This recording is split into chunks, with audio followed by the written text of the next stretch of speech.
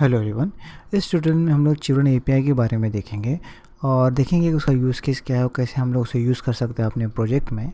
और उसके साथ लास्ट में हम लोग बहुत इंटरेस्टिंग है जो हमारा डिज़ाइन पैटर्न है रिएक्ट में, जिसके बारे में हम लोग आगे देखेंगे। तो यहाँ पर जो आप देख सकते हैं, यहाँ पर एक सिंपल ऐप कंपोनेंट है जो कुछ भी रेंडर, एक सेक्शन टैग रेंडर कर रहा है और इससे हम लोग यहाँ पर माउंट कर रहे हैं रूट टैग में। तो यहाँ पर जो है मैं इसको रिमूव कर देता हूँ इस तरीके से और इसे सेल्फ एनक्लोजिंग बनाने के बजाय मैं इसको यहाँ पर एंड करता हूँ। तो जो भी कंटेंट आप इस दोनों के ऐप में बीच में डालोगे वो एक चिल्ड्रन उस कंपोनेंट को मिलेगा। तो यहाँ पर मैं इसको यहाँ पर इंडेंट करता हूँ ताकि मैं बराबर देख सकूँ। और यहाँ पर मैं एक पैराग्राफ बनाता हूँ और यहाँ पर मैं लिखता हूँ हेलो वर्ल्ड। तो इसको इस ऐप कंपोनेंट में रेंडर करने के लिए अगर मैं यहाँ पर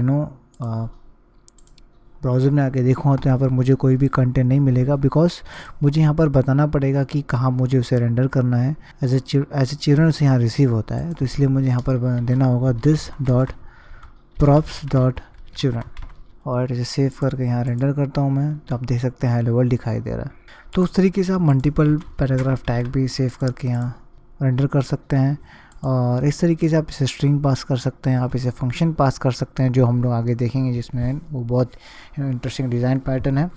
और इस तरीके से रेंडर करने के साथ साथ यहाँ पर जो है रिएक्ट काफ़ी यूटिलिटी मेथड्स भी यहाँ पर देता है जो हम लोग यूज़ कर सकते हैं यहाँ पर।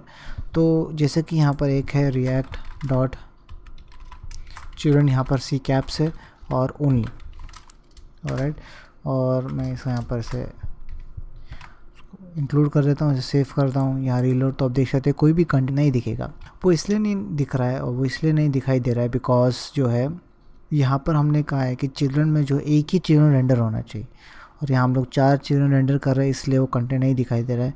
तो अगर मैं इस पी टैग को व्रैप करके एक डिव टैग में व्रैप करके एंटर प्रेस करूँगा तो अब यहाँ पर एक ही एलिमेंट रेंडर रिटर्न कर रहा हूँ मैं और बाकी सब इसके अंदर है। तो सेव करके यहाँ रिलोड करूँगा तो यहाँ पर वो कंटेंट दिखाई दे रहा है। ऑलराइट, सो इस तरीके से काफ़ी सारे हैं यहाँ पर। अगर मैं रिएक्ट डॉक्यूमेंटेशन में यहाँ पर आऊँ तो आप देख सकते हैं रिएक्ट चिल्ड्रन डॉट काउंट है जिससे हम लोग काउंट देख सकते हैं, फॉर ईच है ताकि हम लोग, और मैप मेथड है ताकि हम लोग लूप और हो सके उस एलिमेंट में जो भी यहाँ पर अलग अलग चिल्ड्रन मल्टीपल अगर चिल्ड्रन यहाँ पर हम लोग रिटर्न कर रहे हैं। तो अभी मैं इसको क्लोजिंग कर देता हूँ यहाँ पर और यहाँ पर से कंटेंट डिलीट कर देता हूँ। और यहाँ पर हम लोग अभी जो है उस चिल्ड्रन जो डिज़ाइन पैटर्न है उसके बारे में हम लोग यहाँ पर देखेंगे। तो यहाँ पर हम लोग क्या करेंगे, उसको एक्सप्लेन करने के लिए मैं यहाँ पर एक फेच कंपोनेंट बनाऊंगा।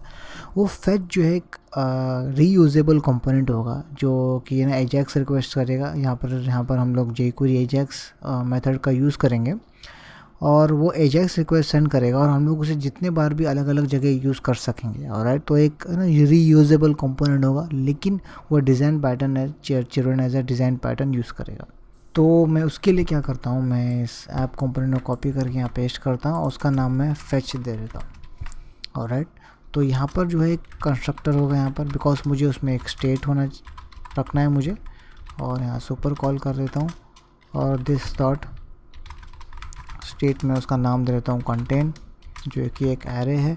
और यहाँ पर जो है बिकॉज एजेक्स रिक्वेस्ट करेगा तो बेस्ट एजेक्स रिक्वेस्ट जो कंपोनेंट डिड माउंट जो है एक राइट जगह यहाँ पर हमें एजेक्स रिक्वेस्ट करना चाहिए। यहाँ पर मैं एक utility method Ajax utility method का यूज़ करता हूँ जो क्वेरी में अवेलेबल है, जिसे मैं यहाँ पर इंस्टॉल किया है। और यहाँ पर एक यूआरएल देना होगा। और देखिए, तो अगर हम कोई भी रीयूजेबल कंपोनेंट अगर बना रहे हैं तो आपको एक चीज़ देखना पड़ता है कि कुछ चीज़ें डायनेमिक होती है जिसे हम लोग डिसाइड नहीं कर सकते, और जैसे कि यूआरएल, राइट। इस पर रीयूजेबल कंपोनेंट है तो यूआरएल चेंज होगा, तो यहाँ पर वो यूआरएल जो है प्रॉप्स हमें यहाँ देना होगा। तो इसलिए मैं यहाँ पर लिख देता हूँ this dot props dot URL. Alright, तो यहाँ पर 2 चीज़ें यहाँ पर मुझे देना होगा। वो एक सक्सेस दे देता हूँ ताकि मुझे डेटा जब रिसीव कर सकें, और यहाँ पर एक एरर मेथड देना होगा। अगर कोई एरर है तो वो हमें यहाँ पर देख सकें। तो यहाँ पर सिर्फ एरर में मैं सिंपली कंसोल लॉग करूँगा एरर, और यहाँ पर वो एरर ऑब्जेक्ट पास करेगा और यह एरर ऑब्जेक्ट उसको एज ए पैरामीटर यहाँ मिलेगा। और सक्सेस में जो यूआरएल अगर सक्सेसफुली पास हुआ है तो उसका डेटा यहाँ मुझे मिलेगा, और ये डेटा मुझे इस कंटेंट में डालना है। तो मुझे इसके लिए यहाँ पर दिस डॉट सेट स्टेट करके वो जो कंटेंट जो है यहाँ पर डेटा में असाइन कर दूँगा। तो यहाँ तक सब ठीक है कि हम लोग एजेक्स रिक्वेस्ट करके कंटेंट में डेटा ऐड कर रहे हैं।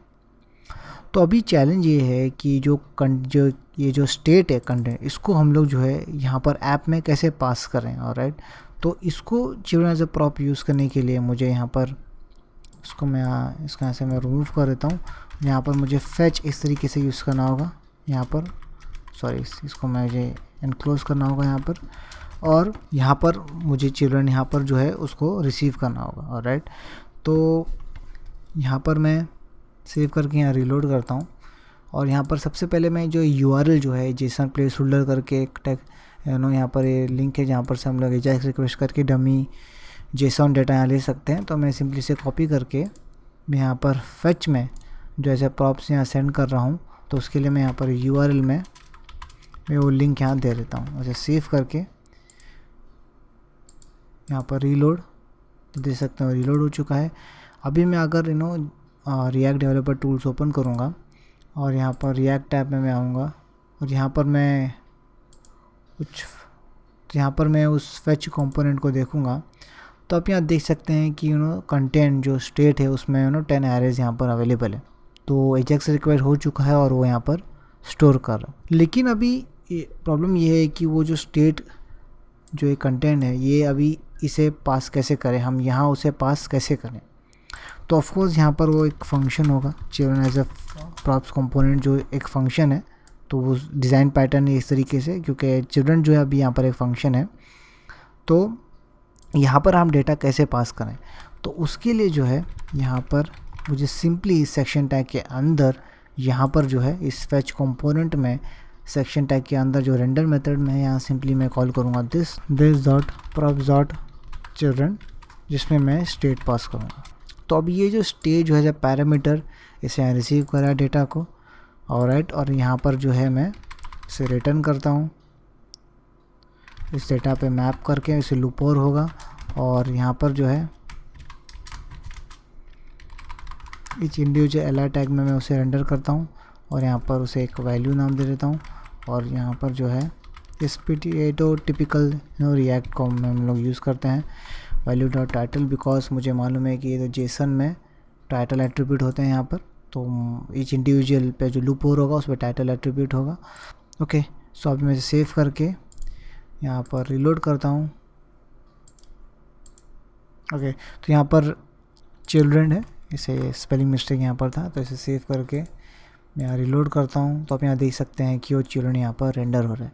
ये एरर इसलिए बता रहा है बिकॉज मैंने यहाँ पर की नहीं दी है की एल में, तो यहाँ पर मैं की दे देता हूँ, और की सिंपली मैं इधर इंडेक्स दे देता हूँ, जो यहाँ पर इंडेक्स यहाँ पर रिसीव होगा। अब बेटर है कि कोई आईडी दे दें, इक्वल टू दे करके सेव करके रीलोड, तो आप देख सकते हैं कि वो कंटेंट यहाँ पर दिखाई दे रहा है। ऑलराइट, तो आप यहाँ देख सकते हैं कि ये जो फेच कंपोनेंट है ये अभी रीयूजेबल कंपोनेंट है, हम लोग इसे कहीं पर भी यूज़ कर सकते हैं अलग अलग तरीके से।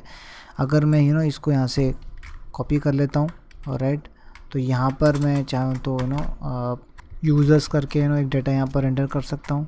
ओके, सो यहाँ पर मुझे URL में यहाँ चेंज कर देता हूँ, तो यहाँ पर मैं पोस्ट के बजाय यूज़र्स करके, ओके, तो यूज़र्स करके भी एक URL है जहाँ पर हिट करके हम लोग डेटा ले सकते हैं, और यहाँ पर नेम एक यूनिक प्रॉपर्टी है, तो सिंपली मैं इसे कॉपी कर लेता हूँ यहाँ पर, और मैं यहाँ पर URL में मैं यहाँ पर चेंज कर देता हूँ यूज़र्स, और डेटा इसको एज ए प्रॉप्स रिसीव होगा, और यहाँ पर टाइटल के बजाय मैं यहाँ पर नेम लिख देता हूँ।